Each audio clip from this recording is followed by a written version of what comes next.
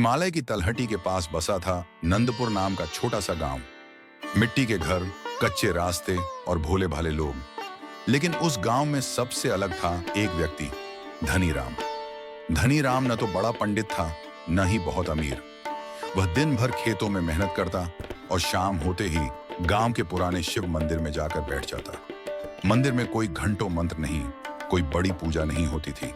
धनी राम बस शिवलिंग के सामने बैठकर कहता, हे भोलेनाथ, जो दिया है वही पर्याप्त है। एक साल गांव में भयंकर अकाल पड़ा। बारिश समय पर नहीं हुई, खेत सूख गए। धनी राम के घर में अनाज खत्म होने लगा। मजबूरी में वह गांव के साहूकार भैरव दत्त के पास गया और कुछ पैसे उधार लिए। भैरव दत्त धनवान था, पर उसका दिल कठोर था।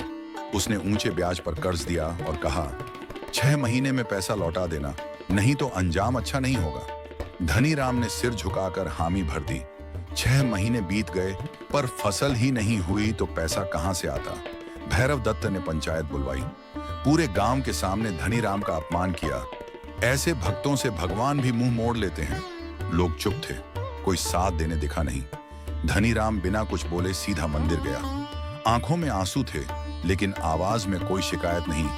हे भोलेनाथ, अगर मेरी परीक्षा है तो मैं तैयार हूं, पर मेरे बच्चों की लाज आपकी है।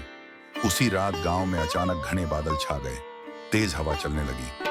आधी रात को ऐसी बारिश हुई जैसी सालों से नहीं हुई थी। नदी उफान पर आ गई।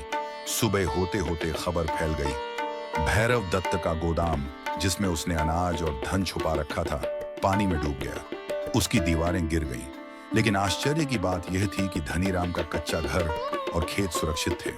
उसके खेतों में मिट्टी ऐसी उपजाऊ हो गई कि हरी कोपलें निकल आईं। भैरव दत्त का घमंड टूट चुका था। वह लाठी टेकता हुआ मंदिर पहुंचा। धनी राम वहां रोज की तरह चुपचाप बैठा था। भैरव दत्त ने कांपती आवाज में कहा, मुझे माफ कर दो, मैंने धन को भगवान से बड़ा समझ लिया था। उसने धनी राम का पूरा कर्ज माफ किया।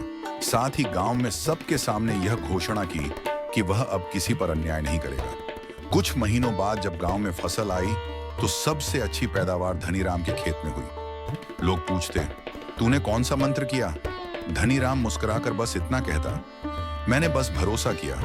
कथा का संदेश, भगवान शिव तुरंत नहीं, सही समय पर उत्तर देते हैं। सच्ची भक्ति दिखावे से नहीं, धैर्य और विश्वास से होती है। जो अन्याय सहकर भी विश्वास नहीं छोड़ता, उसकी लाज भगवान स्वयं रखते हैं। अगर आपको यह पावन कथा अच्छी लगी हो और आपके हृदय में भगवान भोलेनाथ के प्रति भक्ति का भाव जागा हो, तो कृपया हमारे चैनल को सब्सक्राइब जरूर करें, वीडियो को लाइक करें और इस दिव्य कथा को अपने परिवार व मित्रों के साथ शेयर करें। साथ ही कमेंट में हर हर महादेव लिखकर भगवान शिव के पावन चरणों में अपनी हाजिरी अवश्य लगाएं, क्योंकि सच्चे मन से ली गई यही हाजिरी जीवन में शांति, विश्वास और कृपा लेकर आती है।